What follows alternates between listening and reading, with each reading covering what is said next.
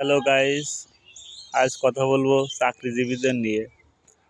তো যারা আসলে চাকরি করে সবাই মনে করে যে এরা হলো টাকার গাছ। এই জন্য সবাই এদের কাছে অনেক প্রত্যাশা থাকে, যার কারণে এদের যে কত কষ্ট, কত মনের ভিতরে চাপা অভিযোগ তা কেউ জানে না।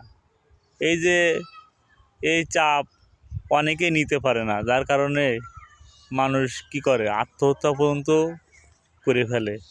আসলে এদেরকে বোঝার চেষ্টা করে না যে আসলে বেতন দিয়ে এই সংসার চালানো কত বড় কষ্ট একমাত্র তারাই জানে যারা আসলে চাকরি করে সংসার চালায়। তো চাকরি পরবর্তীতে আরও বেশি কষ্ট কাজ করে যখন একটা ছেলে বিয়ে করে।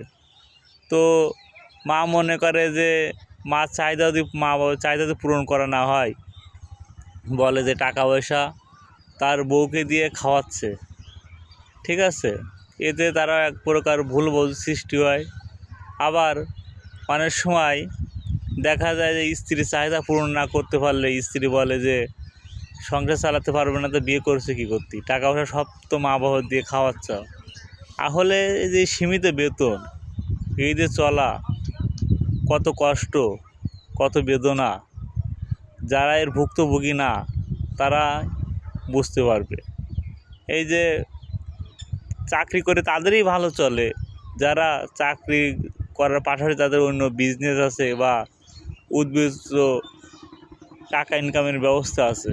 তাছাড়া যারা বেতন দিয়ে শুধু সংসার চালায়, তাদের যে প্রতিটা মুহূর্ত কতটা কষ্টে কাটে তা একমাত্র আল্লাহ ছাড়া আর যে চাকরি করে সংসার চালায় সে ছাড়া কেউ বুঝবে না।